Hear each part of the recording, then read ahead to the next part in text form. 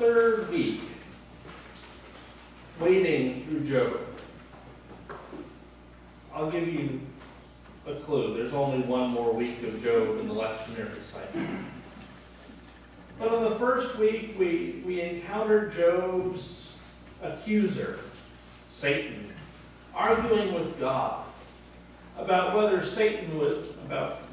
whether Job would remain faithful, even if he lost all of those things that made his life meaningful.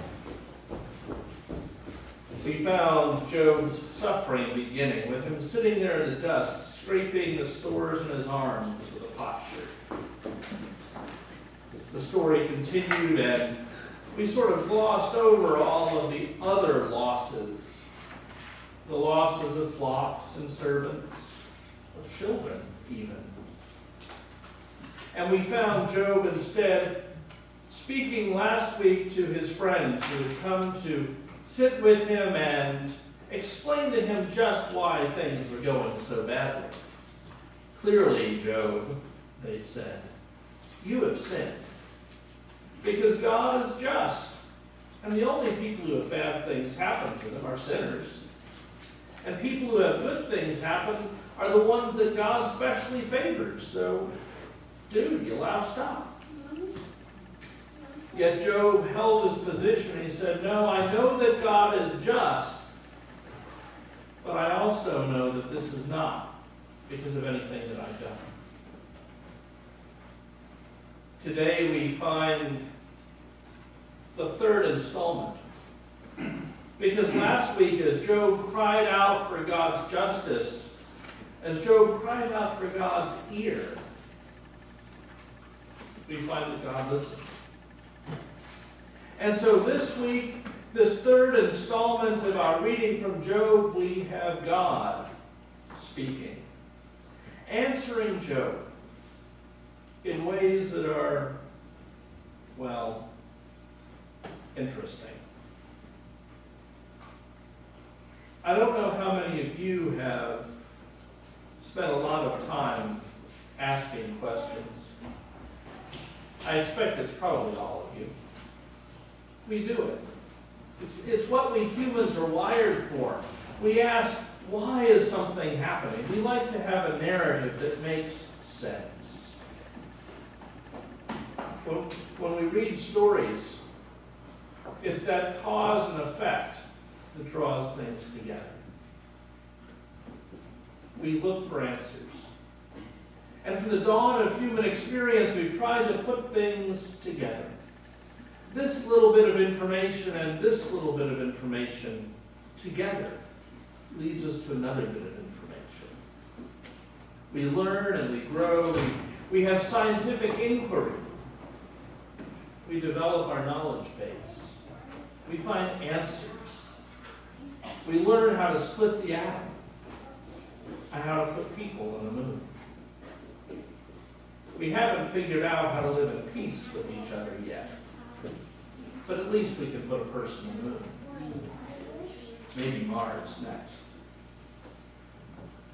I've been reading The Great Transformation, a book by Phyllis Tickle. And she talks about how every 500 years or so, the church has a rummage sale, where we take those things that we have held on to and we look at them and we say, nah, maybe someone else will like it. That happened 500 years ago with the Protestant Reformation.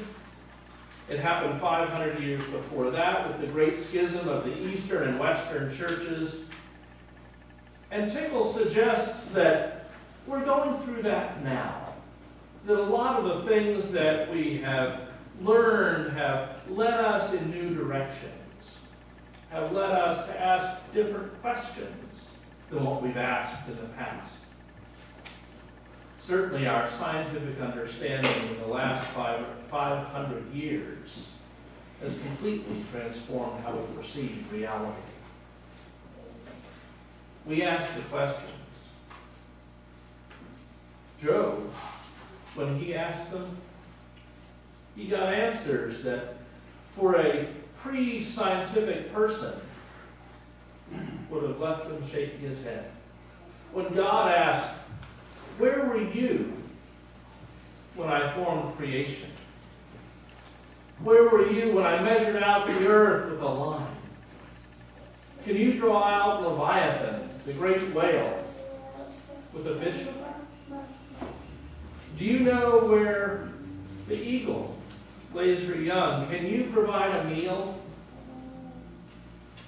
for the lioness's cubs?"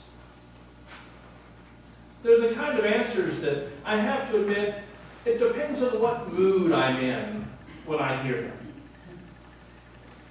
When I'm in a receptive mood and I hear these words of God in the book of Job, I think, oh, you know, God, no, I don't know those things. Maybe I don't have room to talk. Maybe I don't have room to ask questions, to wonder why it is that things go the way they do. I'm pretty darn limited. We all are, aren't we? I mean, can you draw out Leviathan with a hook?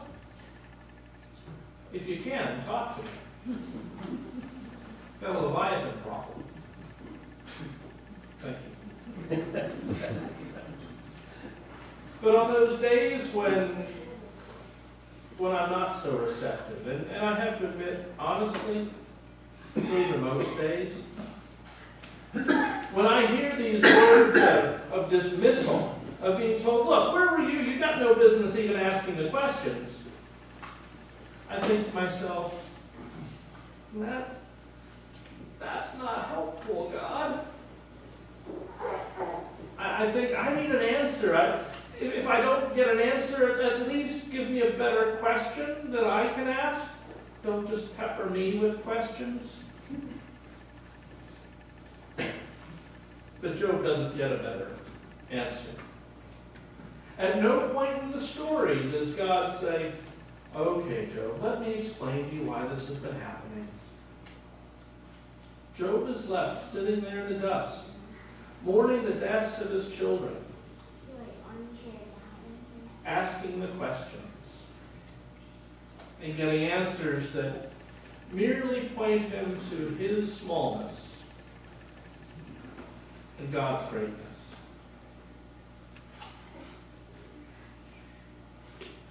In Hebrews, we find the juxtaposition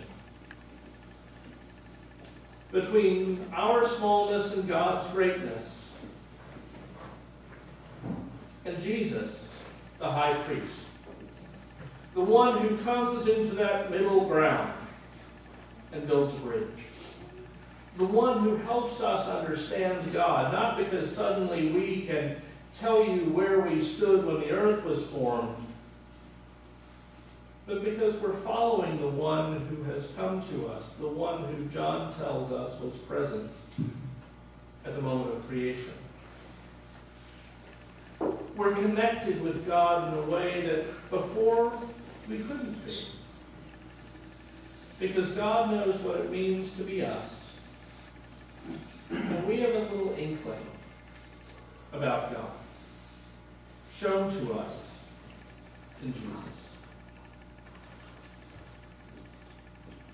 We read in Hebrews that this high priest is there for us even when we don't know, in our foolishness, in our ignorance, in those moments that we just don't get it.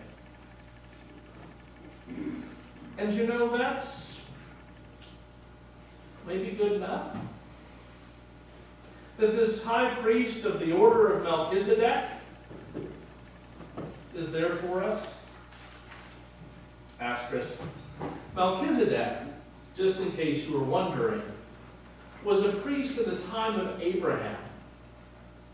Or shall I say Abram, because it's even earlier than that transition. That Abram went and saw and offered a sacrifice with him and was given a blessing. Melchizedek was not a Jewish priest. He was just a priest of some tradition, unconnected with formal religious structures.